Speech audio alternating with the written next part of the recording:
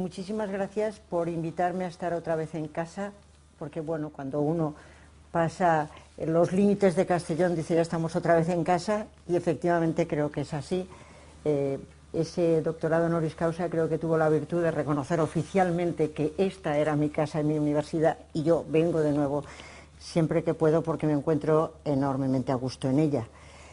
El tema que se plantea, el tema que se ha diseñado para estas conferencias, creo que es importantísimo: la democracia hoy, el papel crítico de la sociedad civil. Y yo quería recordar algo al principio que siempre me gusta recordar, y es que cuando yo estudiaba la carrera, cuando alguien hablaba de comprometerse en la transformación del mundo, siempre estaba entendiendo que se refería a meterse en política y concretamente a meterse en un partido político. Cambiar el mundo mejor quería decir meterse en política y además meterse en un partido político. Porque en aquel tiempo entendíamos todos que la única manera de transformar en una sociedad era desde el Estado y no desde la sociedad civil. La sociedad civil tenía una cierta mala prensa en aquel tiempo. ¿No se oye bien? ¿No se oye nada? ¿Empieza desde el principio? Por lo menos se ha oído suficiente como para no tener que repetir, ¿no?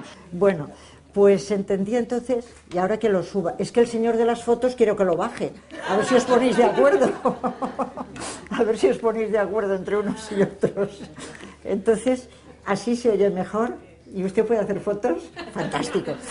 Bueno, pues efectivamente en aquel tiempo se pensaba que la sociedad civil no era un lugar en el que se pudiera transformar la sociedad a mejor, sino que tenía que ser desde el Estado y desde una opción política, entendiendo por política partido político. No la política en el sentido de Aristóteles, ni ninguna cosa por el estilo, sino política partidista estatal. Yo creo que en aquel tiempo, sin saberlo demasiado bien, la idea que teníamos en el fondo de lo que era el Estado y la sociedad civil era en definitiva la idea hegeliana.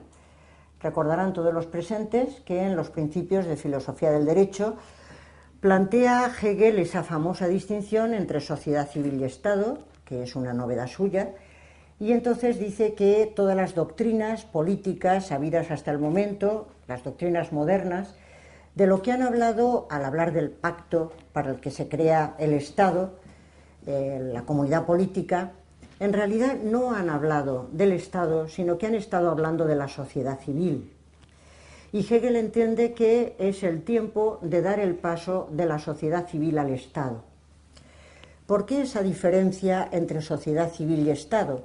Él entiende que Hobbes, que Kant, que Locke, cuando han hablado de hacer un pacto social para forjar una comunidad política, lo que han propuesto es la creación, o han pensado en la creación de la sociedad civil, pero no en la creación del Estado.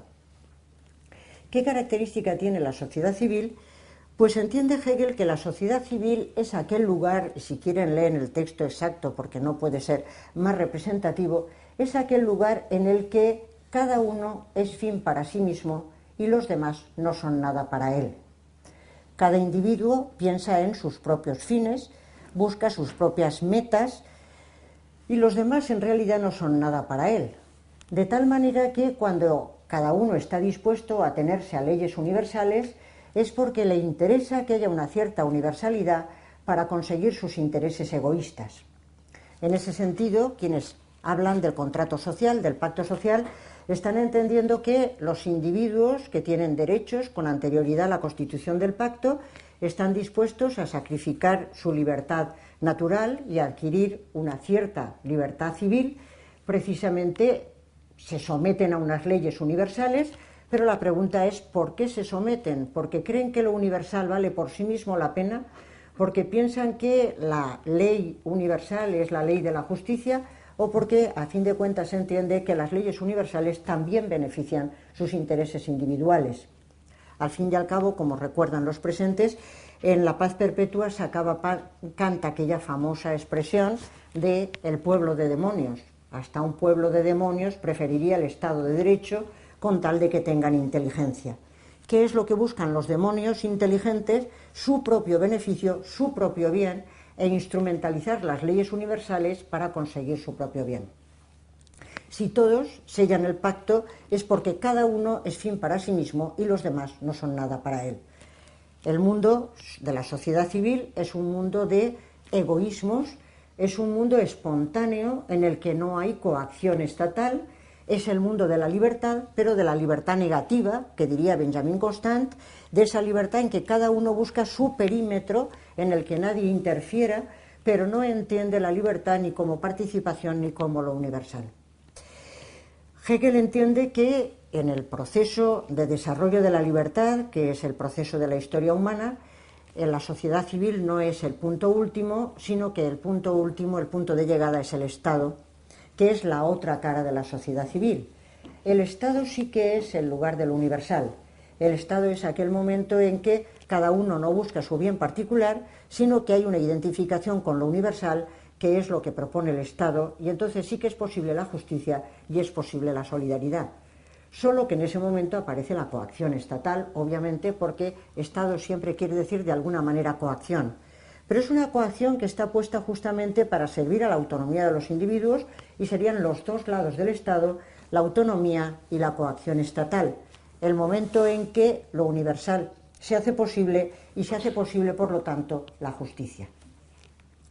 Nosotros habíamos heredado la concepción hegeliana, aunque no lo sabíamos, cuando yo estudiaba la carrera. Y entonces, en el fondo, entendíamos que la sociedad civil era lo que Hegel llamaba la sociedad civil burguesa.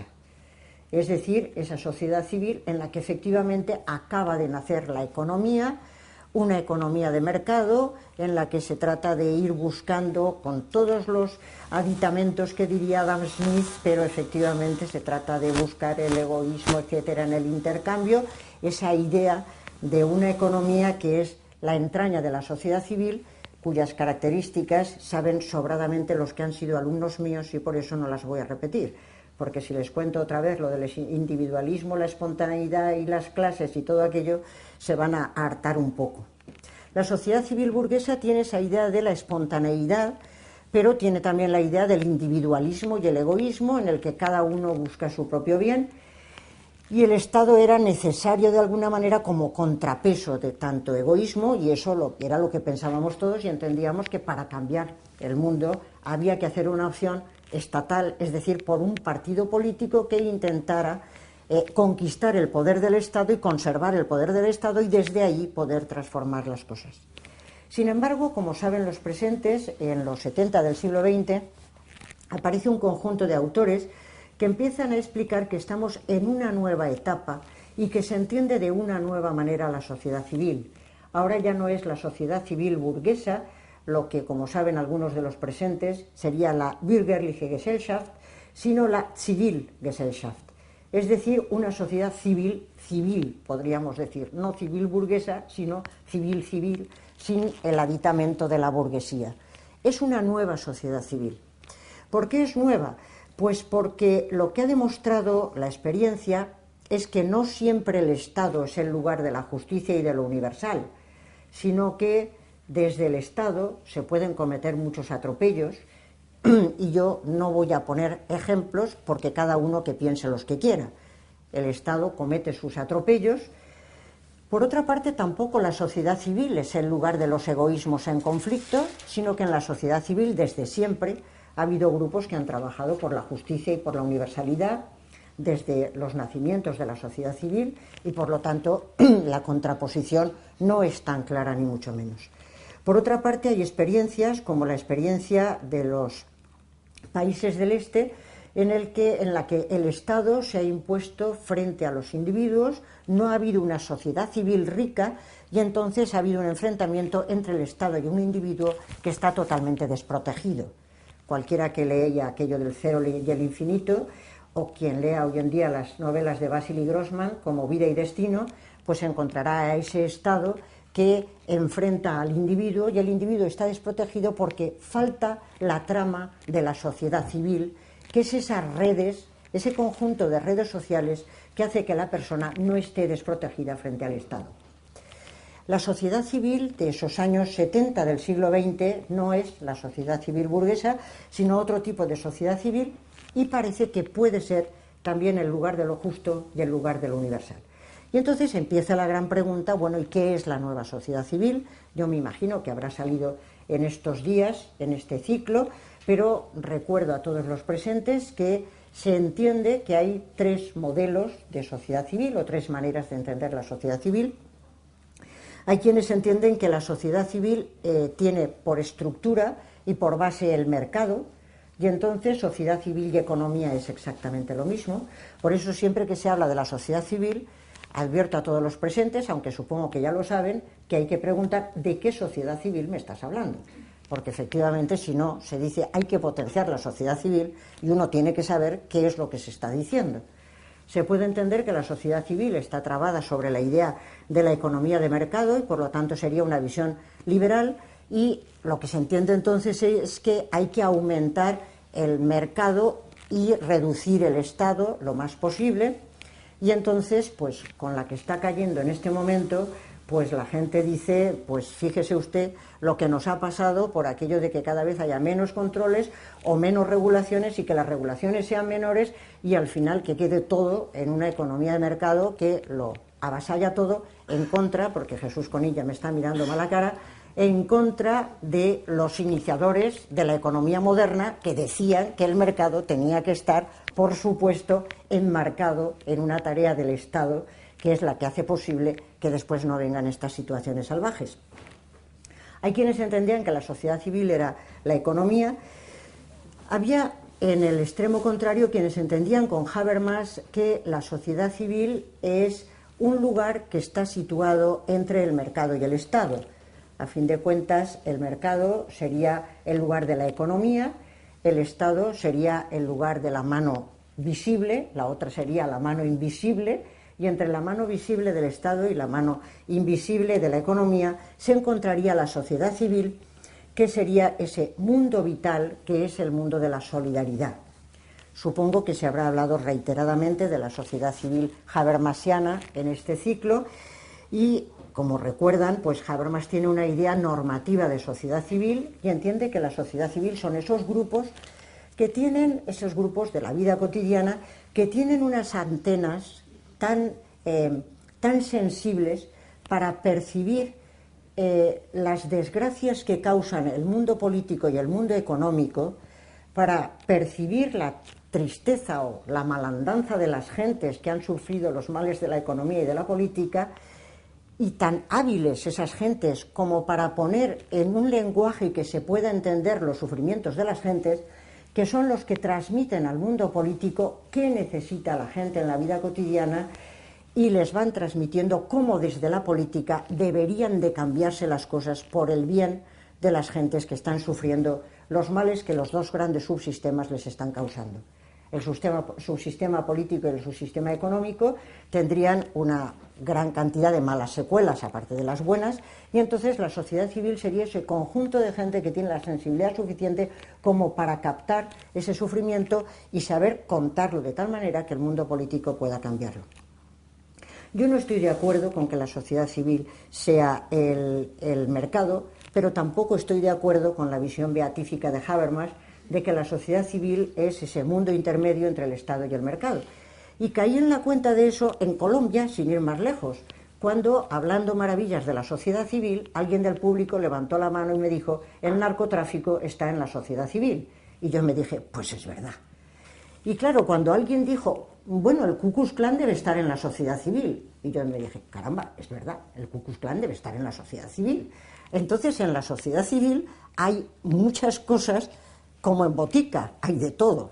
Entonces hay unas gentes con una sensibilidad maravillosa, pero hay otros señores a los que habría que atarlos un poco corto. Entonces, en la sociedad civil hay mucho, y vamos a ver de qué estamos hablando cuando hablamos de la sociedad civil y de que hay que potenciarla.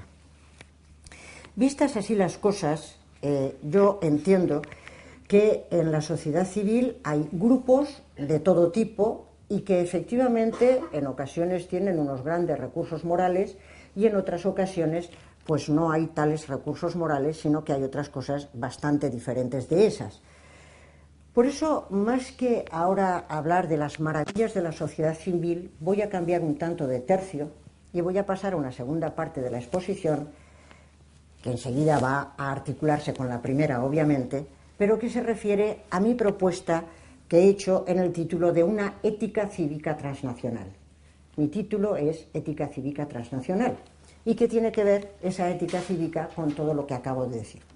Pues tiene que ver lo siguiente. En primer lugar, en los tiempos que corren, desde muy distintas instancias, se dice que necesitamos una ética global. Se habla de una ética global porque se entiende que el proceso de globalización, que es imparable, tiene que ser orientado desde una ética global. La globalización, yo me he traído 10 trazos de la globalización, que voy a leer muy rápidamente y luego los discutimos si quieren. La globalización tendría, por una parte, los trazos del progreso en las tecnologías de la información y las comunicaciones hasta formar una aldea global. Entonces, cuando las gentes dicen aquello de la globalización empezó en los estoicos, la globalización empezó con el descubrimiento del nuevo mundo, mire, no. La globalización empezó en los años 90 del siglo XX, lo que ahora llamamos globalización, con un incremento enorme de la información y de las tecnologías de la información que hace que construyamos lo que se llamó la aldea global. Y la aldea global no es lo mismo que la idea cosmopolita de los estoicos, ni la idea de Marco Polo, ni nada por el estilo, sino que por primera vez en la historia se hace posible que podamos estar en otra parte del mundo en el mismo segundo, gracias a las tecnologías de la información. En segundo lugar, se descubre la interdependencia entre los países, entre todos los países de la Tierra y además entre todos los mercados. Política y mercado está estrechísimamente unida y además todos los países de la Tierra. La interdependencia es la que nos define y lo que ocurre en un lugar de la Tierra inmediatamente repercute también en otros lugares de la Tierra. En tercer lugar, aparecen nuevos protagonistas. Y esto es muy importante para lo que vamos a tratar. Normalmente, como en mis años mozos, se entendía que los estados son los protagonistas del mundo y, sin embargo, aparecen dos nuevos protagonistas que son las organizaciones empresariales, es decir, las empresas, y los ciudadanos. Esos dos componentes de la sociedad civil, que son las empresas y los ciudadanos, porque economía y ciudadanía forman la sociedad civil, son nuevos protagonistas. El mundo no va a cambiar solo con el cambio político, sino que hacen falta las empresas y hacen falta los ciudadanos y las organizaciones cívicas. Si las organizaciones, los grupos de solidaridad primaria, que son las familias, las escuelas, la vecindad, los grupos de organizaciones cívicas, etcétera, junto con los ciudadanos en general y las empresas no se ponen también de acuerdo, las cosas no van a cambiar, porque han aparecido nuevos protagonistas de la globalización que van a ser imprescindibles. Por eso, esos tres hacen falta. De tal manera que es fundamental que las comunidades políticas traten de hacer justicia. Es fundamental que las empresas asuman su responsabilidad por aquellos que están afectados por la empresa y es fundamental que los grupos de solidaridad primaria y las organizaciones asuman su tarea de solidaridad. Si se quiere decir la articulación que podría haber entre los tres tienen que realizar la justicia, la solidaridad y la responsabilidad si es que queremos realmente cambiar el mundo hacia mejor. Si no se articulan los tres, las cosas no van a salir, porque cada una de esas patas es hoy en día imprescindible. Yo ayer estaba en Gerona hablando a gentes que han hecho un observatorio de ética aplicada a la intervención social y entonces, claro, alguien decía, claro, pero es que a los que nos dedicamos al trabajo social nos están mandando desde el poder político y desde el poder económico una serie de desgraciados que siempre se piensan que ahora nosotros los recogemos. ¿Esto no estaba mal desde el origen? Pues efectivamente, es que hay que articular los tres poderes, porque si el poder político no hace su tarea de justicia y el poder económico no asume su responsabilidad, luego se llega a los pobres trabajadores sociales, a los que yo les decía que todo el mundo piensa que tenéis muy buen corazón, pero que sois bastante cortos de mente. Eso es lo que piensa todo el mundo cuando piensa en las organizaciones cívicas y las organizaciones solidarias y el voluntariado y las familias, cuando no es así. Es decir, la inteligencia de la solidaridad es una inteligencia enorme y la competencia de la gente que está en la sociedad civil tiene que ser una competencia enorme, pero cada palo que aguante su vela, es decir, cada uno que haga su tarea, porque si no, no se consigue el cambio social. Los nuevos protagonistas son fundamentales. El cuarto gran rasgo es el crecimiento de la economía financiera, del que no voy a hablar porque estarán ustedes de la crisis económica verdaderamente hasta el gorro.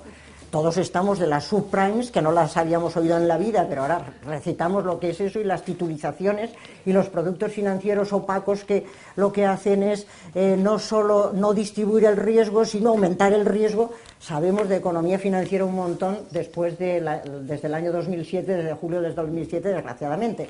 Efectivamente, la economía financiera ha crecido, hay una serie de productos que ni los propios asesores financieros saben qué son, con lo cual el riesgo aumenta pues prodigiosamente, pero bueno, ahí estamos y nos ha pasado lo que nos ha pasado, efectivamente, y entre todos la mataron y ella sola se murió. Viene el fin de la Guerra Fría y de la política de bloques, como saben los presentes, desde el año famoso 1989, se acaba la política de bloques y la gente dice, y ahora viene un nuevo momento que es el momento del imperialismo de Estados Unidos. Bueno, el imperialismo de Estados Unidos, gracias a Dios con Obama, está siendo multilateral.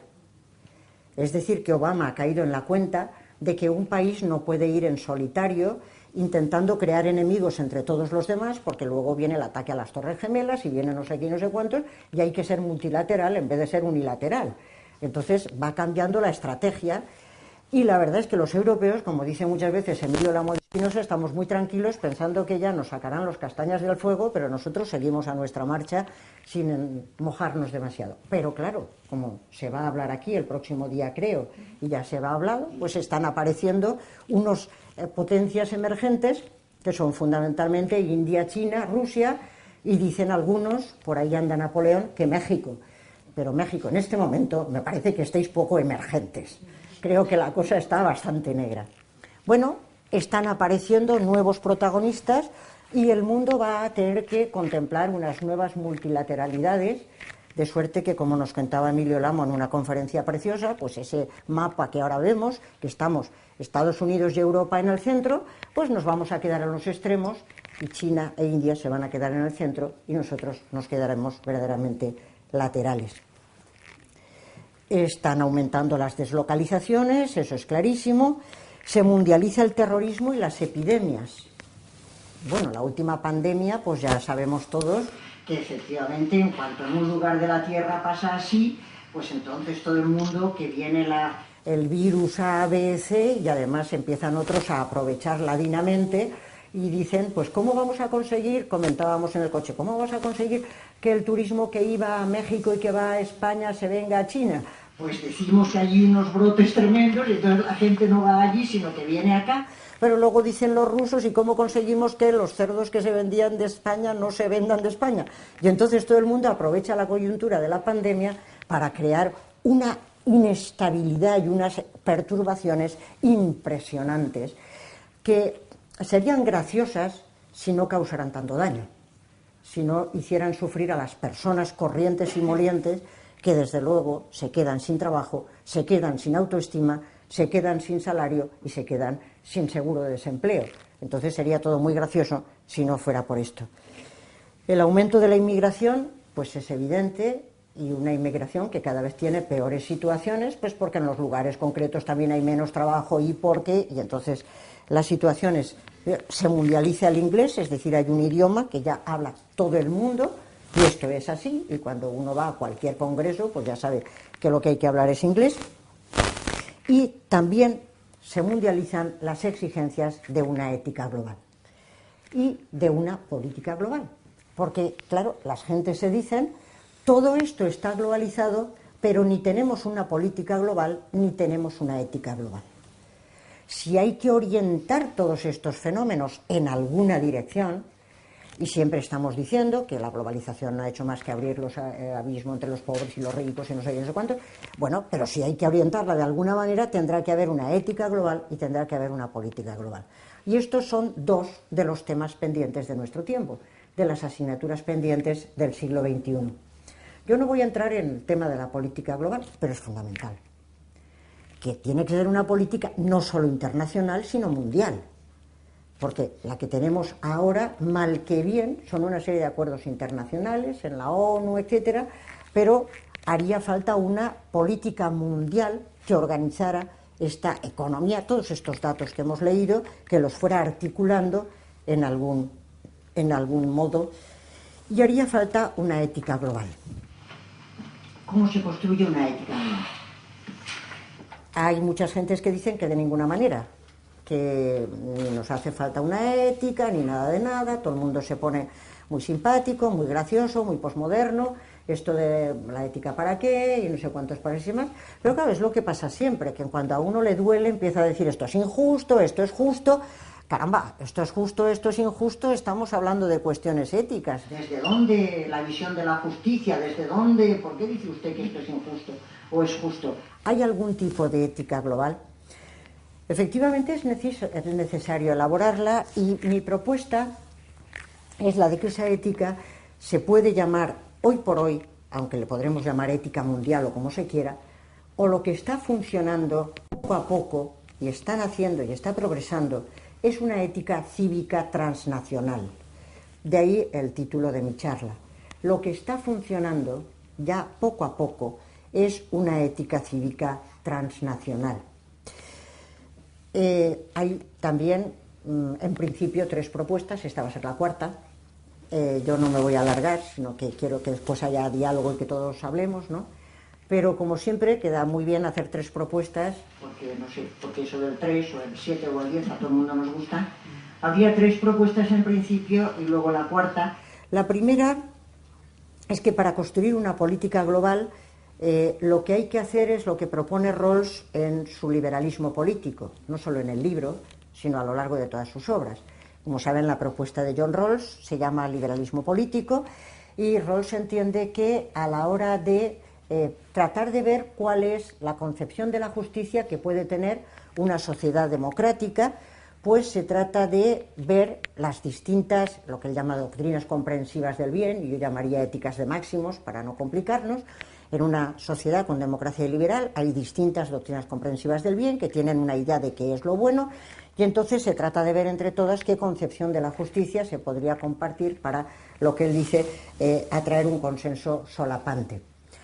Él entiende que lo que atraería ese consenso son 2 principios, el primero de los cuales se refiere a los derechos de primera generación y el segundo a los derechos de segunda generación.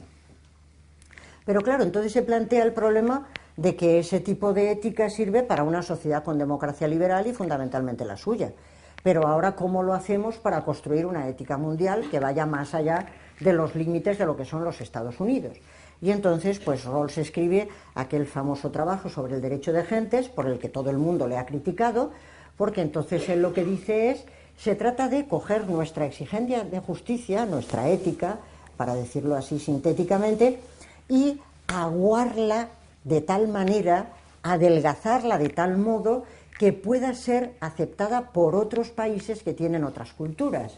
Porque evidentemente vivimos en un universo multicultural, hay distintas culturas, y no todo el mundo tiene por qué aceptar la concepción de la justicia o la ética de la cultura de Estados Unidos, porque además, y ahí es donde yo quiero meter el conejito de la chistera, resulta ser que a la hora de elaborar esa concepción de la justicia, el punto que tomamos, o lo que tomamos como punto de partida, es la cultura política de Estados Unidos en este caso, la cultura política. Y Rawls, para los que lo hayan leído les recuerdo, y los que no les informo, distingue entre cultura política y cultura social. ¿Qué es la cultura política? Pues los valores éticos que están a la base de las instituciones democráticas. El Parlamento, el Senado, cualquier institución tiene a su base unos valores que son los valores democráticos y son los valores políticos de esa cultura. Hay a la vez una cultura social que es la de las distintas doctrinas comprensivas del bien, que en Estados Unidos serán pues cristianas de las distintas confesiones religiosas, musulmanas, indias, ateos, no ateos, distintas propuestas que son distintas doctrinas comprensivas, y él le llama a eso la cultura social. Y dice, a la hora de elaborar la concepción de la justicia, habría que tomar como base la cultura política de esa sociedad con democracia liberal.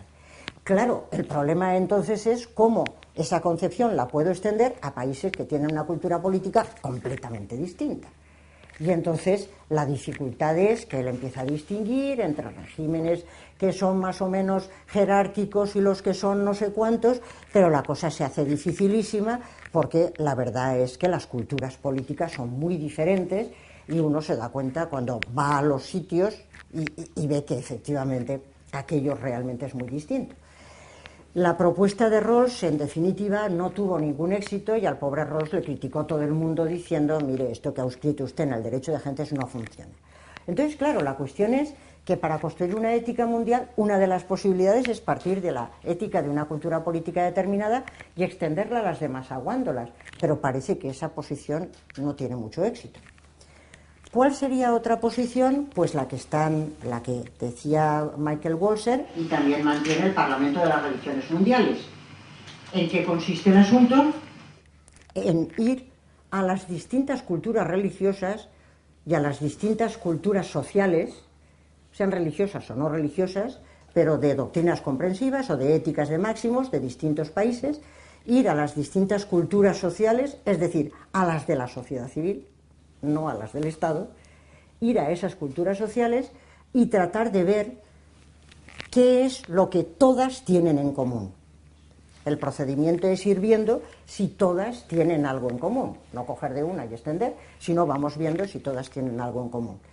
Entonces recordarán que en el famoso texto de Walzer, que era tan bonito, de lo denso y lo fino, pues decía que cuando vamos a las distintas culturas nos damos cuenta de que sí que es verdad que podemos encontrar unos elementos éticos comunes, pero son aquellos que mantenemos cuando ya estamos repudiando la injusticia. Cuando decimos, mire, esto no puede ser. Cuando hacemos afirmaciones verdaderamente positivas, en cuanto entramos en materia empezamos a distinguir. Porque uno dice, los derechos humanos. Sí, claro, hay una declaración islámica de derechos humanos. Pero no es igual que la Declaración de Derechos Humanos de 1948. Y entonces, en cuanto uno empieza a ver en las moralidades densas, que él llama, cuando efectivamente empieza a tomar encarnadura lo ético, pues resulta ser que las diferencias son brutales.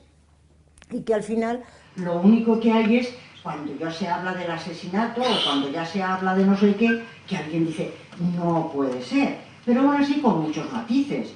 Porque hay culturas en las que pues parece que esté bien que a determinada gente se le apedree, y yo no me estoy metiendo con culturas, cuidado, sino que efectivamente hay diferencias, y entonces hay gente que dice, bueno, pues cuando alguien cae en adulterio, pues entonces hay que lapidarlo, y desde otro sitio dicen, hombre, pero ¿cómo lapidarlo?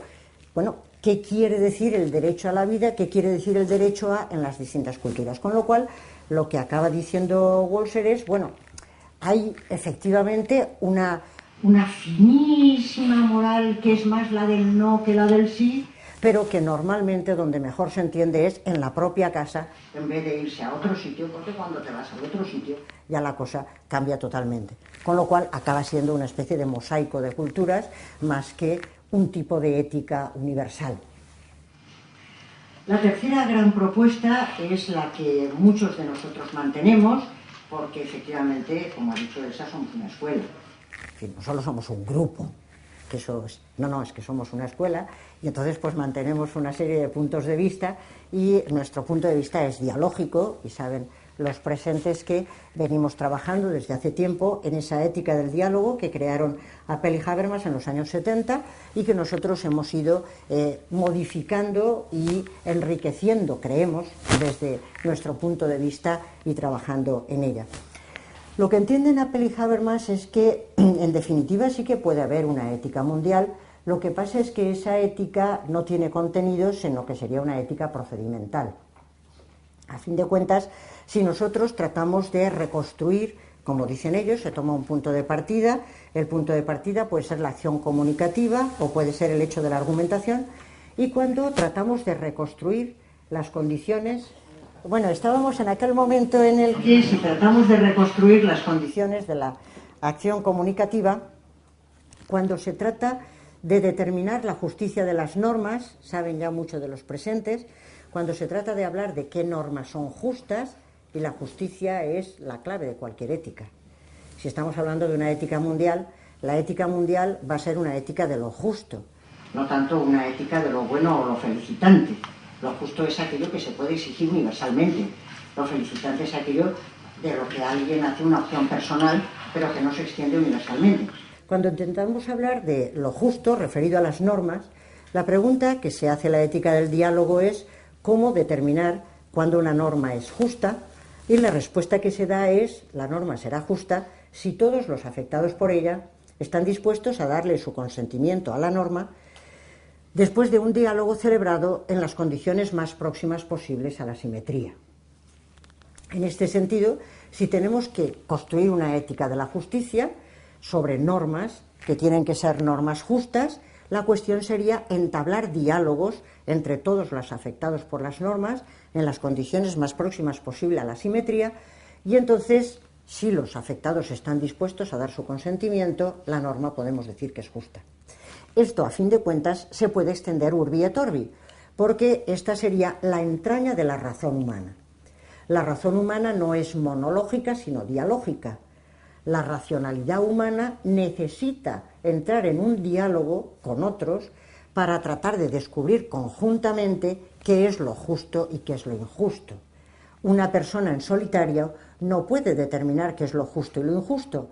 Nuestra razón es dialógica y siempre descubrimos la justicia o la injusticia dialógicamente. Entonces, el hecho de entrar en diálogo no es por enriquecimiento, o por saber más, o por enterarse de más cosas, sino que lo que nos constituye no es la suma de subjetividades, sino la intersubjetividad. Esa es la palabra clave. Cualquiera de nosotros, cuando quiere hablar sobre las normas, se da cuenta de que tiene que entrar en ese diálogo, porque es intersubjetivamente como vamos a descubrir si la norma es justa o es injusta. Con lo cual, y a mí me parece que es el gran avance de esta ética, entramos en eso que muchos reconocemos como la tradición del reconocimiento. No se trata, como dicen las teorías del contrato, de que una serie de individuos aislados acuerdan hacer un pacto y a partir de ahora tendremos el pacto, sino que los seres humanos somos ya en relación. Somos ya en la intersubjetividad, somos ya vinculados. De tal manera que para decidir qué es lo justo, tenemos que entablar ese diálogo y tratar de ver qué es lo que entendemos por justo. Antes de seguir, una aclaración para los que no conozcan la ética del diálogo. Evidentemente, las gentes cuando dialogan van a estar en conflicto de intereses, claro que sí. Pero lo que se añade a continuación es: la norma se ajusta cuando atienda a intereses universalizables. A intereses universalizables. Y los intereses universalizables obviamente son los más básicos. Porque cuando entramos en el terreno del privilegio y de la excepción, eso ya no es universalizable. Entonces, si se trata de decir que universalizaríamos, es que siempre me sale ese ejemplo porque en las discusiones esas de los utilitaristas siempre nombran los famosos huevos de chorlito. Yo nunca he comido huevos de chorlito, ni siquiera sé muy bien lo que es un chorlito, pero se ve que son carísimos y que están buenísimos. Y siempre cuando ponen esos ejemplos dicen, porque hay gente que lo que le gustan son los huevos de chorlito. Si tuviéramos que satisfacer los intereses de todos, resulta que con unos tendríamos que gastar muchísimo y que otros nos saldrían muy baratitos. Porque un señor que toda su vida ha comido pan con queso dirá: mire, a mí deme pan con queso y entonces ese sale barato y el otro sale caro. No, es que los intereses universalizables quiere decir que no haríamos las excepciones ni los privilegios, sino que serían los intereses más básicos, que serían los que llegarían en realidad a todos los seres humanos. Creo que la ética del discurso tiene razón en el sentido de que podemos reconstruir la racionalidad humana y darnos cuenta de que es dialógica y que efectivamente una ética mundial tendría que tener como procedimientos para determinar que normas son justas, esa reestructuración, ese diálogo entre todos los afectados por las normas, de tal manera que puedan llegar a determinar cuáles serían los intereses universalizables. Lo que ocurre es que, como he dicho antes, nosotros por nuestra cuenta hemos complementado de alguna manera esa ética dialógica, entendiendo que, por una parte, ese reconocimiento recíproco del que habla la ética del diálogo es excesivamente argumentativo formal. quienes entren en un proceso de diálogo tienen que haber reconocido que el otro ya es un interlocutor válido, que merece que hablemos con él sobre la justicia de las normas, que pueda participar, que no pueda participar, etcétera. Y entonces se sacan una serie de normas pragmáticas que dicen que cualquiera que entre en la argumentación debe dejar a los demás participar, debe dejarles, debe argumentar, debe contraargumentar. Hay toda una fuerza argumentativa que hoy en día se está explicando en las escuelas y que se está poniendo en libros y se les dice a los niños aprende a argumentar, porque esa sería una cuestión verdaderamente básica. Pero en la cuestión del reconocimiento, lo que reconocemos mutuamente es solo la capacidad lógica, o también hay un reconocimiento afectivo del otro como persona. ¿Es un reconocimiento que es únicamente lógico-formal? ¿O hay también un reconocimiento afectivo del otro como persona, de tal manera que me doy cuenta de que de alguna manera es alguien que es carne de mi carne y sangre de mi sangre? Es decir, de alguien que de alguna manera es persona como yo y está en el mismo barco. Porque el reconocimiento solo lógico-formal tal vez sea excesivamente débil para tenerlo como móvil para la justicia, porque el que no tiene sentido de la indignación tampoco puede tener sentido de la justicia, porque el que no es capaz de compadecer la miseria y compadecer la alegría, es muy difícil que tenga una motivación para actuar desde el punto de vista de una ética mundial. Nosotros completábamos, o algunos, con una ética de la razón cordial que entiende que ese reconocimiento básico es no solo un reconocimiento lógico-formal, sino que es a la vez un reconocimiento cordial, que añade esa dimensión de la estima, esa dimensión del afecto, de esa vinculación fuerte que sería necesaria básicamente. Y además añadíamos otro lado, que sería el de que esos derechos pragmáticos están suponiendo a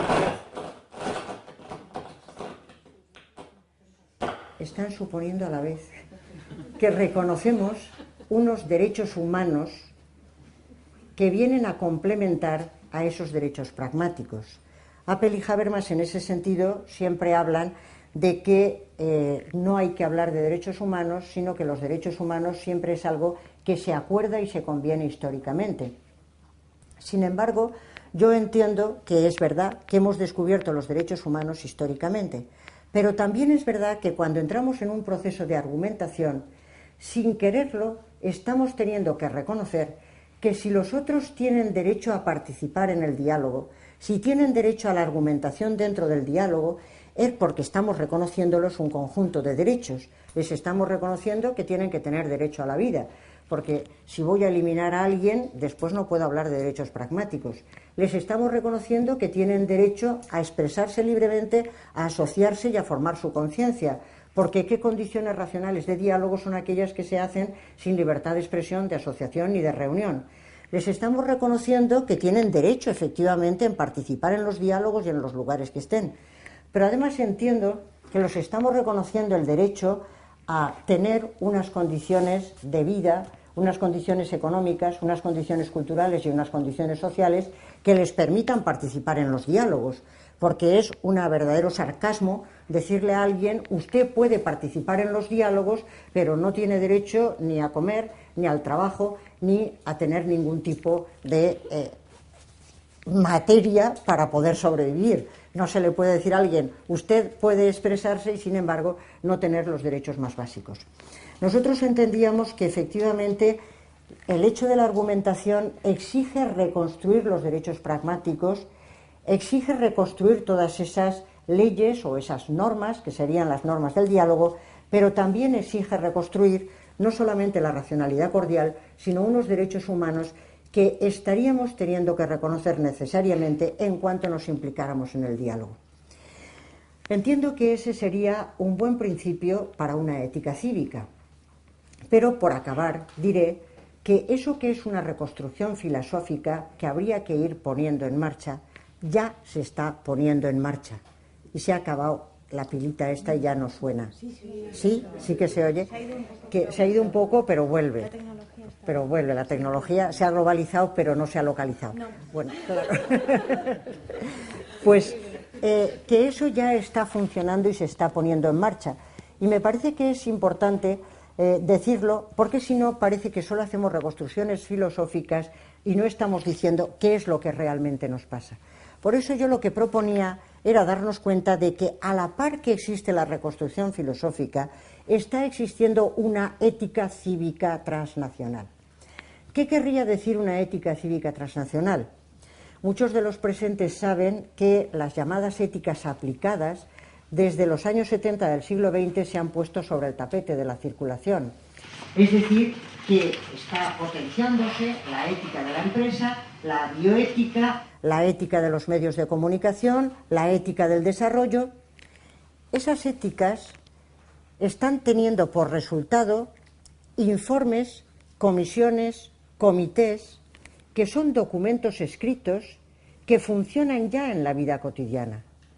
Cuando se elabora un comité o una comisión, elabora un informe, está haciendo algo que es muy palpable y que después se pone en marcha en las sociedades concretas. Porque si se reúne el Pacto Mundial y hacen un pacto mundial para las empresas, se está elaborando un pacto al que se suman las empresas y del que después dan cuenta y después dicen, nosotros nos hemos sumado a este pacto. ¿Qué decía el Pacto Mundial, por ir terminando? Que para evitar la diferencia de culturas y de ideologías, lo que había que buscar es la unión en las prácticas. Cualquiera sabe en una empresa qué es una mala práctica. Y no merece la pena ponerse a discutir si la empresa es china y tiene una ideología confuciana o si la empresa es europea y tiene una ideología calvinista. Más vale que veamos qué es una buena práctica y nos daremos cuenta de que efectivamente si alguien despide a la gente libremente sin darle tal, no es una buena práctica. Lo que pretendía el Pacto Mundial es ir poniéndose de acuerdo en las buenas prácticas. Lo que quería el libro verde de la responsabilidad social corporativa es vamos a medir las prácticas de las empresas. Lo que quiere un informe de bioética es ir plasmando en convenios claros de bioética a qué nos vamos a tener en la Unión Europea, a qué nos vamos a tener en los distintos lugares, pero además, cada vez que uno hace un informe, lo primero que hace, ¿saben lo que es? Leerse los informes de los demás. Claro, entonces lo primero que uno hace es leerse el informe que ya han hecho los británicos o que ya han hecho los franceses o que ya han hecho los italianos, porque ¿para qué hay que partir de cero si hay otros que ya han hecho informes? Entonces cada vez más hay un entrecruzamiento de informes y cuando en América Latina la gente dice vamos a lanzarnos a hacer los informes, lo que hacen es leerse los informes que ya también lo han hecho los otros. Y en esos informes cada vez vamos haciendo más una ética cívica transnacional. Yo entiendo que esos informes tienen que estar enriquecidos y empapados desde la cultura social de cada uno de los países. En cada uno de nuestros países hay culturas sociales diferentes. Y las culturas sociales creo que tienen que impregnar esos informes, que ya van siendo informes de una ética que es transnacional. Ya no existe la eticidad concreta de un país, sino que van existiendo esas morales, la moralidad, creo que la moralidad kantiana se ha impuesto a la eticidad hegeliana. Creo que hay una moralidad que está transitando transversalmente a todos los países, pero creo que sería muy importante que en cada uno de ellos los informes estuvieran muy impregnados también de las culturas sociales, no tanto de la cultura política, de todos los países. Entiendo que esa ética cívica transnacional es la que está funcionando y creo que va a construirse o va a convertirse en una ética mundial que algún día podrá ir inspirando ese Estado mundial o esa gobernanza global o esa política mundial que podría hacer que toda esta economía globalizada y toda la riqueza mundial pudiera distribuirse de tal manera que fuera justa para todos los seres humanos. Creo que en eso estamos y que eso es lo que tendríamos que conseguir. Y habría que acabar, como nos gusta a algunos acabar últimamente después del famoso, en los famosos discursos de Obama, yes, we can, sí, podemos. Gracias.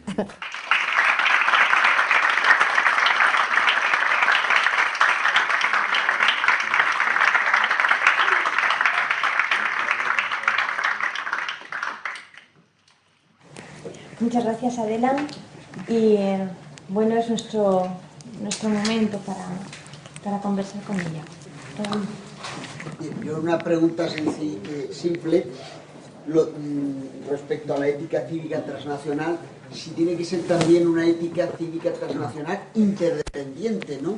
Porque parece que la interdependencia entre los países, entre no solamente la política, economía, sino la sociedad, es fundamental para fomentar una cooperación y que esto salga adelante, de modo que todos salgan ganando, no como juegos de suma cero donde unos ganan y otros pierden, sino todos salimos ganando. Si también tendríamos que fomentar esa interdependencia, que creo que es clave, por ejemplo, para solucionar el problema de la pobreza, porque si fuéramos más cooperadores con los países pobres, más interdependiente con ellos, evitaríamos que la gente de esos países tuviera que salir de ellos y venir a otros países. No sé si también ese matiz. Vamos a ver, yo creo que la interdependencia de todos los países de la Tierra efectivamente es una realidad, pero que unos son más interdependientes que otros, desgraciadamente. El otro día alguien en una conferencia que a mí me gustó mucho, pues exponía un mapa mundial que estaba a oscuras en principio y había solo iluminadas unas zonas, es decir, las zonas en las que efectivamente se gasta mucha electricidad. Y la verdad es que era realmente muy didáctico, porque se veía que estaba iluminada únicamente pues América del Norte, Europa, Australia y poco más. África estaba absolutamente apagada, pero absolutamente apagada. América Latina medio. Entonces, eso es una imagen muy gráfica de qué es lo visible, o los que están en la invisibilidad y los que estamos en la visibilidad. Entonces, ¿quiénes somos interdependientes sobre todo? Pues en este momento los que tenemos más luz, los que llevamos la luz más encendida, porque la verdad es que los africanos están condenados totalmente a la desgracia y a la miseria, y nadie se preocupa de ellos. Yo creo que efectivamente con todos los países de la Tierra habría que establecer esos vínculos, y hoy por hoy la ética cívica transnacional está funcionando sobre todo desde los países desarrollados. Obviamente, ¿quiénes tienen comités de bioética? ¿Quiénes tienen comités de empresa? ¿Quiénes tienen valoraciones de responsabilidad social? Claro, yo me acuerdo las primeras veces que llegaba a América Latina y preguntaba, ¿y tenéis aquí informes? No, no tenemos informes. ¿Cómo se van haciendo las cosas paulatinamente? Pues van empezando desde determinados países, claro. Pero sí que va siendo verdad que desde esos determinados países, cuando otros se van sumando, van cogiendo esa ética cívica transnacional, porque hay muchas gentes en China que están dando clase de ética empresarial, que yo sepa. Hay muchas gentes en India que están haciéndolo. Hay muchas gentes en otros sitios que ya tienen cantidad de cuestiones sanitarias y que tienen comités de bioética. ¿Y qué es lo que van a hacer todos esos grupos que van a tener que darse una serie de informes y van a tener que crear una serie de comités? Pues lo primero que van a hacer es leer los de los demás. Es que es de sentido común.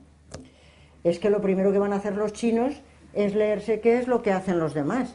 No van a coger a Confucio, pero sería bueno que cogieran a Confucio, porque si no vamos a acabar con el pluralismo mundial. Entonces yo creo que esa ética cívica transnacional tendríamos que enriquecerla y impregnarla también desde esa cultura social que si no, parece que no, pero efectivamente se va a ir perdiendo.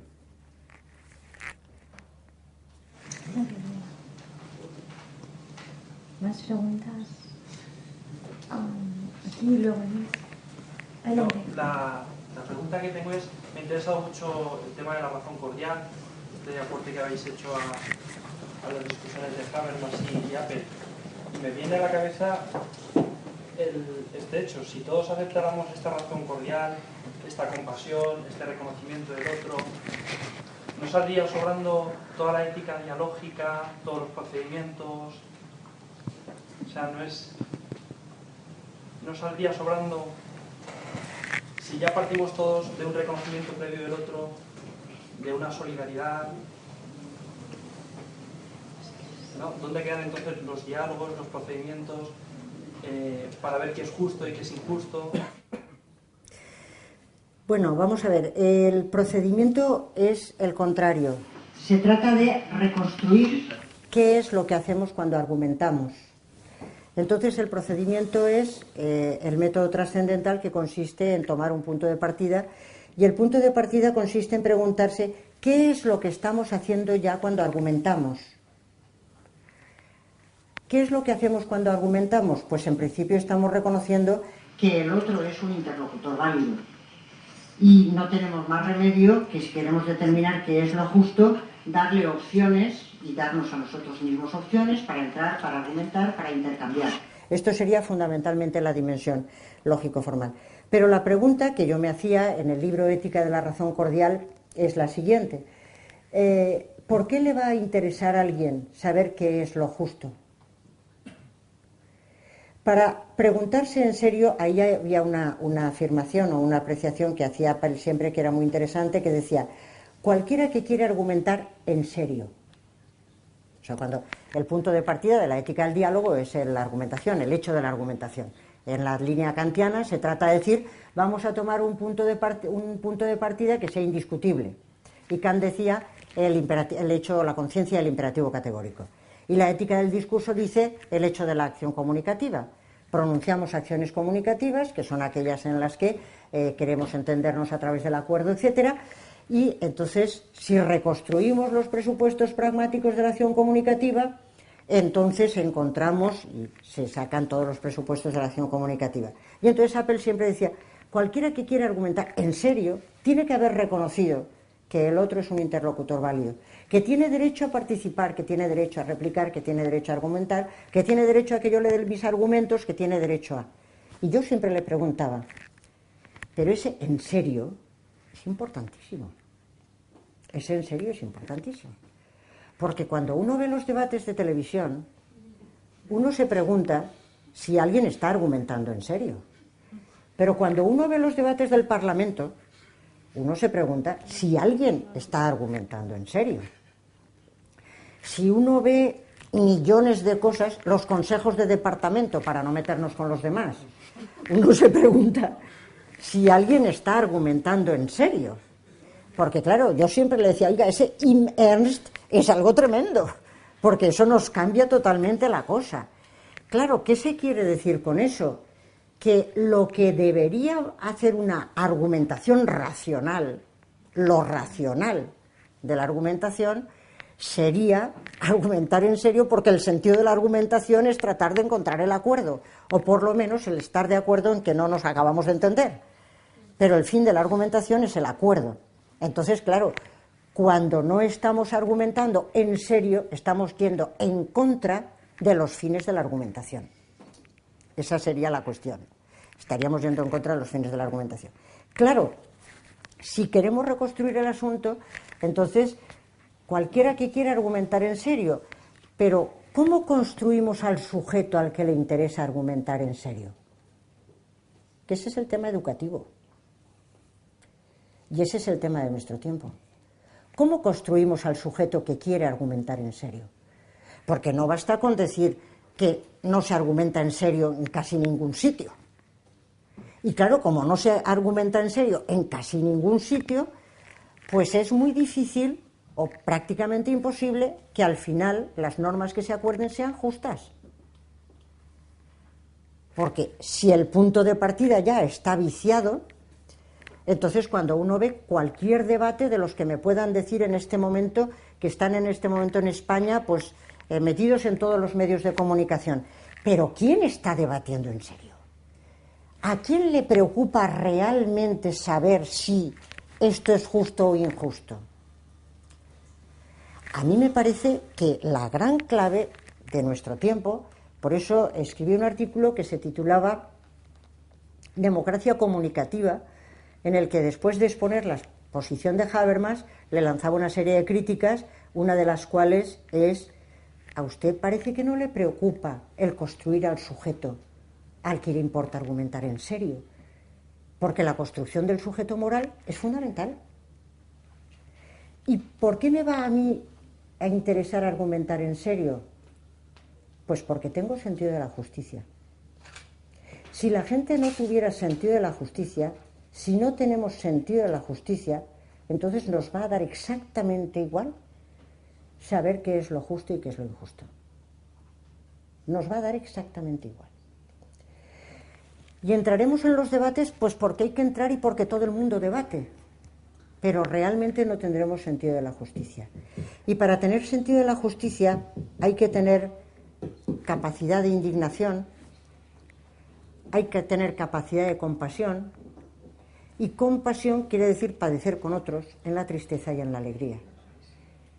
Y hay que tener capacidad de estimar, porque si uno no estima los valores, entonces no hacemos nada. Me parece que es muy importante reconstruir todas esas precondiciones para que incluso tenga sentido argumentar en serio. Y si no tenemos en cuenta la capacidad de estimar los valores, la capacidad de sentir y la capacidad de forjarse un carácter, es muy difícil que realmente lo que es una estructura fría de cualquiera que argumenta en serio alguna vez se pueda poner por obra. A mí me parece, y lo he dicho en muchas ocasiones, que el tema número uno de cualquier país es la educación. De cualquiera, me da igual, porque es el presente y el futuro.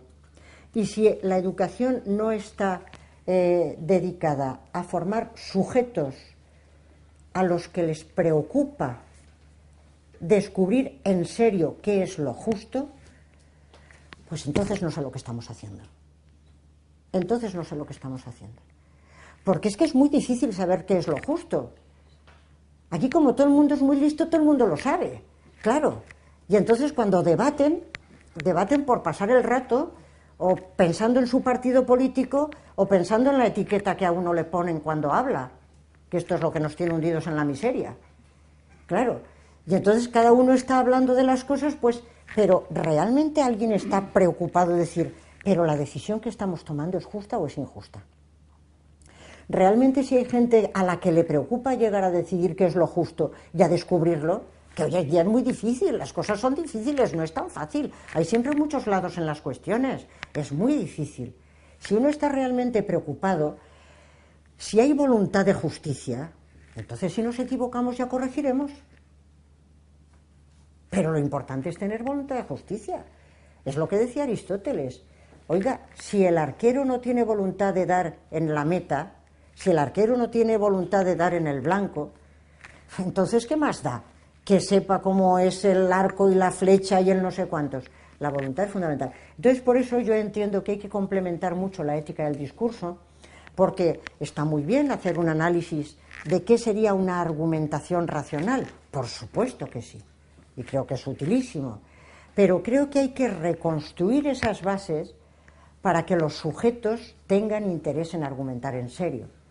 Porque la ética del discurso siempre dejaba de lado el tema del móvil.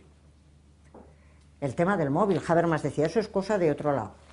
Y Apple decía, bueno, esto no nos entra a nosotros. Y decía, pues es que somos kantianos. No, oiga, Kant sí que hablaba de un móvil moral, que era el sentimiento de respeto. Él sí que se daba cuenta de que para cumplir el imperativo no hacía falta solo la conciencia de la ley moral, sino que hacía falta un sentimiento de respeto ante la ley moral. Ese era el móvil que le ponía a uno en marcha. Y luego el pobre tenía que ver que fuera un móvil intelectual, que en realidad no sé qué y no sé cuántos, pero había un sentimiento que ponía en movimiento. Y yo creo que ese tema del móvil sigue siendo fundamental, y que si las gentes no tenemos preocupación por argumentar en serio, y por eso creo que hay que reconstruir toda la dimensión valorativa, sentiente, etcétera, y ahí vendría el tema del reconocimiento. Y en ese caso la argumentación sería para lo que tendría que servir la argumentación. Fíjese la pregunta que me ha hecho, pobre, ahora le echo la culpa. No, está muy bien hecha. Pero claro, la pregunta es, Y si ya quisiéramos la justicia, ¿para qué queremos argumentar? Hombre, para descubrir lo que es justo. Entonces, ahora estoy cayendo en la cuenta, muy bien, es genial la pregunta, estoy cayendo en la cuenta de que, claro, al hacer la pregunta, lo que estamos demostrando es que efectivamente lo que creemos es que la argumentación no nos sirve para descubrir lo que es justo, que es lo que tendría que servirnos la argumentación. Luego me dirás tu nombre y te citaré en el próximo artículo. Yo he hablado más bien de la compasión más que de la justicia. Pero es que están ligadas. Sí, no sé, quizá al menos en el... ¿Tú qué entiendes por justicia? ¿Tú qué entiendes por justicia? El mínimo común exigible a todo el mundo. ¿El mínimo común? Exigir el mínimo común de justicia que se puede exigir universalmente. Claro, la justicia es dar a cada uno lo que le corresponde. Sí, eso es la definición de justicia. ¿Y cuándo se dice de alguien que tiene sentido de la justicia? Claro, cuando se compadece ante una ofensa que no se le comete a él. Claro, es que siempre en la tradición se ha solido ligar, como sabéis muy bien, el sentimiento de indignación y el sentimiento de la injusticia. De hecho, van estrechamente ligados. Decía, espera que no me acuerdo el nombre de esta señora, que era muy interesante, bueno, cuando me acuerde te lo diré, pues decía que efectivamente los sentimientos, bueno, como dice mucha gente, pero aquella lo decía muy bien, que los sentimientos nos descubren regiones enteras y quien carece de determinados sentimientos es incapaz de descubrir esas regiones. Y decía, quien no tiene sentido de compasión tampoco puede descubrir las injusticias. Y eso es verdad. Porque cuando uno no tiene sentido de la compasión y le va bien, le parece que todo está bien. Y el que siga ve que no es merece. Evidentemente. Cuando uno no tiene sentido de la compasión, pues todo funciona la mar de bien. Pero cuando se tiene sentido de la compasión, también se tiene sentido de la indignación, de decir, esto no debería de ser. Y es un sentido que descubre, porque es precisamente lo de las luces apagadas y las luces encendidas. Uno se da cuenta de cuánta sombra hay cuando tiene sentido de la compasión. Cuando no tiene sentido de la compasión, le parece que todo está iluminado y que los que tienen la luz apagada a lo mejor es por gusto. Y es verdad. Entonces, el sentimiento de abre regiones enteras, uno descubre diciendo, ¿pero qué pasa aquí? ¿Pero qué es esto? Y entonces le interesa averiguar qué es lo justo. El que no tiene sentimiento de compasión y el que no tiene sentido de la justicia, tampoco le interesa averiguar qué es lo justo. Y al final, bueno, pues más o menos se hacen una serie de diálogos que aparecen por ahí, pero hace falta educar a los sujetos en el sentimiento de la compasión y de la justicia. Y entonces trataremos de averiguar qué es lo justo en este caso, que no siempre es fácil, porque siempre hay muchos lados y hay que considerar todos los lados y entonces practicar nuestra querida hermenéutica, porque hay que ver en los contextos concretos qué quiere decir en ese contexto lo justo.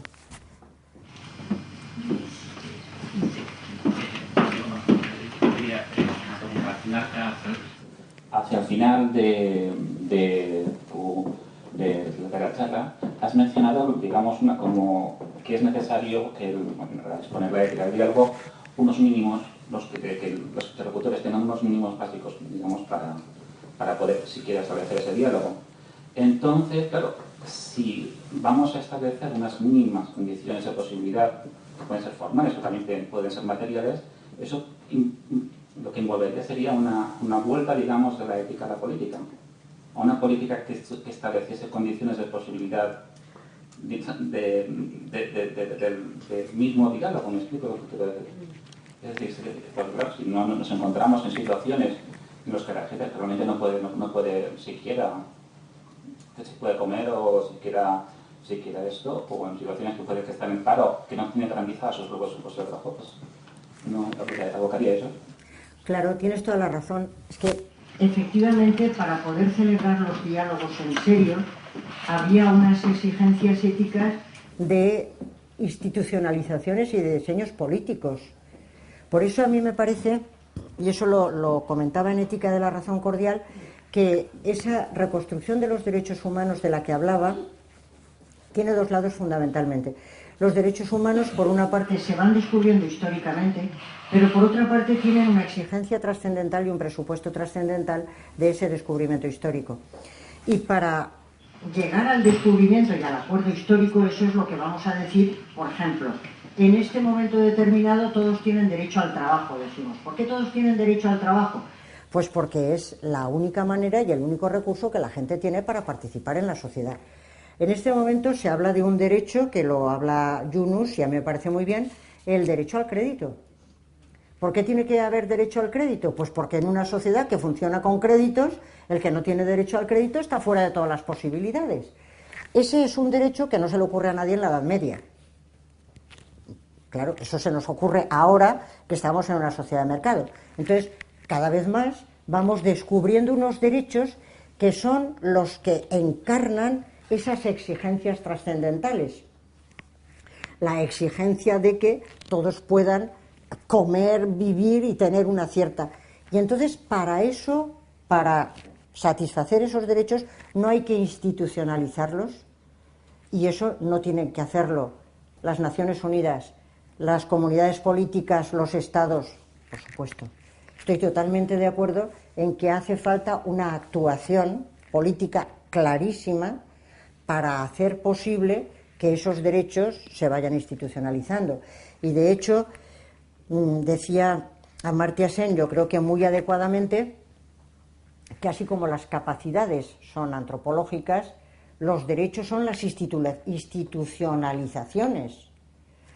Hay que institucionalizar políticamente que las gentes, bueno, que se ponga por escrito y se diga el proceso, es decir, que políticamente se diga estos señores tienen derecho al crédito y esto se va a arbitrar de esta manera, y estos señores tienen derecho al trabajo y esto se va a arbitrar de esta manera. Evidentemente la política es fundamental, una política que viene exigida por la ética, ¿no? Vale. Yo quería hablar sobre el tema de la justicia, otra vez. En la teoría de la justicia de Rawls hay algo muy interesante que creo que no he tenido en cuenta cuando, claro, como partidaria de Habermas y de Apple, un poquito de enfrentamiento con Rawls, y voy a defender el velo de ignorancia a la hora de elegir las normas. ¿Qué normas vamos a considerar en una sociedad, vamos a tener en cuenta para hacer una sociedad lo más justa posible? Y a mí me parece fundamental ese ejercicio que decía John Rawls, de que un velo de ignorancia que nos impidiera saber qué posición ocupamos en el mundo. Desde mi posición de mujer, desde mi posición de medio burguesa, tal y tal, pues yo reivindicaré todo aquello que me hace falta a mí. Pero si me hubiera tocado ser africana, analfabeta, violada, con sida y no sé cuánto, a lo mejor estaríamos hablando de otra cosa. Lo digo porque a lo mejor lo de la compasión también podemos igualarlo, hacer un paralelismo con esa posición, con ese velo de ignorancia del que hablaba Rawls. Veo compatibles ambas posturas. Bueno, a mí me parece que la propuesta de Rawls es impresionante. O sea que yo creo que es superior la de la ética al diálogo, pero vamos, que la propuesta de Rawls es impresionante, y cualquiera que está aquí y es alumno mío sabe que todos los santos años en filosofía política vemos el liberalismo político de Rawls en seminario. Es decir, que me parece que es una propuesta verdaderamente importante. Lo que pasa es que la propuesta de Rawls se mueve, como sabes muy bien, a un nivel distinto al de la ética del diálogo. Cuando él está hablando de la posición original y del velo de ignorancia, está hablando del velo de ignorancia para decidir los dos principios de la justicia, no para cualesquiera situaciones, sino para los dos principios de la justicia, porque luego empezamos a quitar el velo según vamos llegando al Parlamento, al Senado, a las instituciones, etcétera. Entonces es solamente para los principios de la justicia. Y además Rawls dice muy claramente, y tú lo sabrás bien porque eres rawlsiana, que a él se le ocurrió la peregrina idea de, en teoría de la justicia, en el último apartado, decir: y estos principios de la justicia valen subespecie eternitatis. Se le echó encima a todo el mundo y le dejaron que de subespecie eternitatis ni hablar, que aquí de eso no se podía hablar, y entonces el liberalismo político se pasa medio libro diciendo: y esto vale para sociedades con democracia liberal, y esto vale para sociedades con democracia liberal. Entonces, claro, su punto de partida, lo dice él, es la cultura política de sociedades con democracia liberal. En esas sociedades entendemos que la justicia tiene que ver con la equidad, suavemente. ¿Qué entenderán en China? No lo sé, diría Rawls, que el pobre señor ya ha fallecido, pero supongo que diría esto, diría en China, no lo sé, aquí quiere decir equidad, en las sociedades con democracia liberal. Y en España, no lo sé, aquí quiere decir, porque claro, es verdad que se le echó todo el mundo encima. Entonces, claro, ¿qué serían condiciones de equidad? Pues entonces Rawls se dice, vamos a imaginar una especie de teatrito en el que se den las condiciones de equidad para decidir qué principios de justicia querríamos para sociedades con democracia liberal. Y es el velo de la ignorancia. Pero claro, el velo de la ignorancia es la expresión de la concepción de justicia que tienen las sociedades con democracia liberal, pero tal vez no las otras. Sí, pero yo quería decir, ¿qué pasa, por ejemplo? Es tan hipotético la situación del velo de ignorancia, es tan irreal como irreal es que en una situación de diálogo todos los afectados por una norma estén en condiciones de igualdad de poder discutir y demás. Un montón de veces, con mucha frecuencia, discuten y organizan unos pocos y otros que están muy afectados no tienen la posibilidad real de entrar en esa comunidad de diálogo. Entonces, insisto, Rawls hace el teatrito de la ¿cómo se llama? Posición original. De la posición original, que es totalmente una ficción, pero también es un poco ficticio decir que todos los afectados por todas las historias concurren en igualdad de condiciones con todas las normas del diálogo, de un diálogo ideal. Porque si no, estaríamos hablando en igualdad de condiciones todos los países del mundo en la ONU y no sería esta pantomima que hay. Estás perdida, lo siento, hija. Estás perdida. Verás. Hay una diferencia sustancial entre la posición original y la situación ideal de habla. La posición original efectivamente es un constructo que hace Rawls que a mí me parece sumamente útil y respetable. Y además te aseguro que Apple, cuando hablábamos de Rawls, siempre decía ojalá todo el mundo estuviera de acuerdo en admitir el principio de la diferencia. Ojalá todo el mundo estuviera dispuesto a admitir que las condiciones de justicia han de servir a los menos aventajados. Es decir, que yo creo que esa es una propuesta de Rawls absolutamente impagable, cuando frente al óptimo de Pareto, etcétera, cuando Pareto dice, bueno, el óptimo de una sociedad es cuando no podríamos cambiar nada sin que alguien saliera perjudicado. Y Rawls dice, eso es absolutamente conservador, porque si hacemos un cambio para que los pobres estén mejor, los ricos perderán algo y claro, entonces resulta que la situación es más injusta, esto no puede ser. Y Rawls dice, no. Una situación será una situación justa cuando, si cambiáramos, perderían los menos aventajados. Nuestro referente tienen que ser los menos aventajados. Si los menos aventajados ganan, la situación es más justa. Bueno, pero él habla para las sociedades con democracia liberal porque él dice que no puede hablar para otra cosa. Entonces, en la posición original, él dice cómo reflejo la idea de justicia en una estructura desde la que se decidan los principios de justicia. Y dice, bueno, voy a hacer un constructo. Él sabe que es una ficción, todo el mundo sabe que es una ficción, y además podríamos aplicarlo en algún momento, en cualquier momento. Si en este momento todos los presentes dijéramos, vamos a imaginar que no sabemos quiénes somos, pues podríamos intentar cubrirnos por el velo de la ignorancia. Pero la situación ideal de habla no es un constructo, es un presupuesto contrafáctico pragmático del habla. Bien, entonces te he soltado mi expresión, esa que les digo a los alumnos cuando les digo, para que vayáis a casa y podáis decir, fíjate lo que he aprendido en clase de filosofía política, que si no va a parecer que aquí no os enseñamos nada, pues esto es un presupuesto contrafáctico pragmático del habla. Y te habrás dado cuenta que lo he dicho las dos veces igual y que no me he equivocado. O sea que sé lo que digo. ¿Qué es eso de presupuesto contrafáctico? Pues quiere decir que no es un constructo, sino que cuando reconstruimos las condiciones de la argumentación, vamos sacando a la luz los presupuestos que dan sentido al hecho de argumentar. Y de entre esos presupuestos existen las distintas leyes que hemos comentado y entre ellas la de una situación ideal de habla en la que podrían determinarse si la norma es justa. Es decir, que cuando yo estoy argumentando ahora y digo esto es justo o esto es injusto, estoy presuponiendo implícitamente, sin darme cuenta, que en una situación ideal de habla podríamos determinar si es justo o injusto. Es un presupuesto pragmático porque está en el nivel pragmático de la argumentación y del habla porque el punto de partida ha sido la acción comunicativa. Entonces, no es un constructo, sino que yo estoy intentando, no es que John Rawls se sienta y dice voy a diseñar una posición original que entiendo que es la que plasma las condiciones de equidad, sino que estoy diciendo, es que reconstruyo lo que yo misma estoy presuponiendo cuando estoy hablando. Y si yo me pongo a discutir sobre lo justo y lo injusto, estoy presuponiendo todo eso.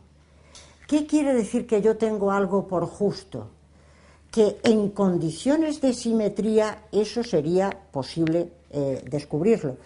Con lo cual es un presupuesto mío que no puedo cortar como no puedo deshacerme de mi sombra. No puedo coger un cuchillo y decir, y ahora no lo presupongo. Tendría que no hablar para nada de qué es justo o injusto. Entonces eso es imposible. Entonces, claro, la diferencia, y eso Apple lo decía siempre, en ocasiones cuando decía, claro, es que yo cuando discuto con Rawls, él me habla de su posición original, que me parece extraordinaria, pero yo le digo, es que cuando tú me estás hablando de tu posición original, estás presuponiendo que en unas condiciones ideales de habla se te podría dar la razón, estás presuponiendo. Entonces es que son dos niveles distintos, el de la construcción y el del presupuesto de algo que yo no me puedo quitar de encima porque lo estoy presuponiendo cuando hablo. Con lo cual no estamos hablando en absoluto ni de un constructo ni tampoco, como dicen algunos, de una utopía. No es una utopía. Tomás Moro sabía muy bien que su diseño de una isla perfecta es una ficción novelística o como se le quiera llamar. Rawls es perfectamente consciente de que su situación ideal de habla no tiene la menor entidad porque es una construcción suya. Pero lo que dicen Apple y Habermas es que esto es un presupuesto ineludible que sin darnos cuenta estamos elevando siempre que hablamos sobre lo justo, sobre lo verdadero. No sé si me he explicado, pero es que es clave. Porque entonces el nivel de razonamiento es distinto. Y es distinto porque entonces será muy pretencioso, pero lo que intenta la ética del diálogo es llegar a la entraña de la racionalidad humana. No a lo que piensan las sociedades con democracia liberal, sino ir mucho más allá y entrar en la entraña de la racionalidad humana. Y claro, eso es universalista. Y Rawls no es universalista. No, por favor. No, por favor, pero sí. Por dicho por él, hombre. Hombre. Vamos a ver, entre lo que se dice y lo que se traduce en la teoría de la justicia de Rawls, tendríamos que hablarlo, porque en el momento en el que yo, al elaborar las normas, quiero que si me toca la peor parte posible no salga mal parado. Pero en una sociedad con democracia liberal, él no está presuponiendo que eso es la racionalidad humana. Él está diciendo, precisamente porque le han criticado mucho, que no quiere pretender hablar para otros, que no quiere meterse con otros, que quiere hablar y tomar como punto de partida, practicando una hermenéutica ceñida a su contexto, dice, bueno, por favor, míralo, lo dice 100 veces, por favor, es que además lo dice en la página 42. O sea que desde ahí en adelante. Entonces, claro, es que es una diferencia sustancial, que no digo que sea mejor o peor, porque también la ética del discurso tiene el inconveniente de que al tener pretensiones universalistas tiene más críticas. Claro, porque entonces lo que dice es, estamos entrando en la entraña de la racionalidad misma, la racionalidad humana es dialógica en cualquier cultura y en cualquier lugar, y entonces otros se le suben por las paredes y dicen, eso no es así. Claro, el otro, como es más modesto, pues dice, no, yo hablo para sociedades con democracia liberal. Y precisamente por eso, cuando habla del derecho de gentes, dice, voy a intentar ir un poco más allá, rebajando enormemente, y entonces no puedo pretender que la concepción de justicia sea lo mismo, porque hay sociedades jerárquicas, sociedades no jerárquicas, sociedades que no admiten derechos, ni siquiera practican el derecho, esa es la primera distinción. Entonces dice, no voy a hablar para las sociedades que ni siquiera practican el derecho. voy a hablar para sociedades jerárquicas que son las que tienen algún tipo de derecho y lo aplican. Y para esas voy a rebajar porque ya sé yo que ellos no estarán de acuerdo pues con que haya igualdad de varones y mujeres, no van a estar de acuerdo. Claro, es que no tiene más remedio. Pero ¿cómo va a extender el derecho de gentes a otras sociedades si no rebaja? No puede hacer otra cosa. Su ventaja es que para las sociedades con democracia liberal está estupendo porque está en lo suyo y nadie le critica, pero en las otras sociedades el hombre lo tiene muy difícil y además lo dice, es decir, porque es una persona, es plumbeo, por supuesto, también la ética del discurso, los dos, o sea, ninguno ganará un premio de ensayo porque, vamos, a no ser que compre a todo el tribunal, a toda la comisión, porque son un horror. Pero la verdad es que el pobre hombre lo dice en todas las páginas, porque son honrados unos y otros. Son de una honradez impresionante. Todas las veces dicen, no, yo hablo por esto, no, yo no digo nada para los otros. Entonces, claro, esa es la diferencia entre una cosa y otra que, tiene mucha envergadura, porque, claro, entonces la ética del discurso tiene una pretensión universalista de tradición kantiana clarísima. Entonces, claro, es universalista diciendo en cualquier acción comunicativa uno está presuponiendo la situación ideal de habla cuando se habla de estas cosas. Entonces, claro, somos mucho más susceptibles de crítica, y lo digo en plural porque estamos en el tema. Oye, pero muy divertido. Me lo volveré a mirar. Bien, tú míratelo desde la página 42. El liberalismo político. Claro. Del liberalismo político, claro. ¿Alguna pregunta más? Si no, muchas gracias, Adela. Más que nada porque el local cierra también y Adela ha llevado pues una semana muy movida y hemos tenido el placer de tenerla con nosotros. Muchas gracias, Adela, de nuevo y hasta la siguiente. Encantadísimo. Muchas gracias.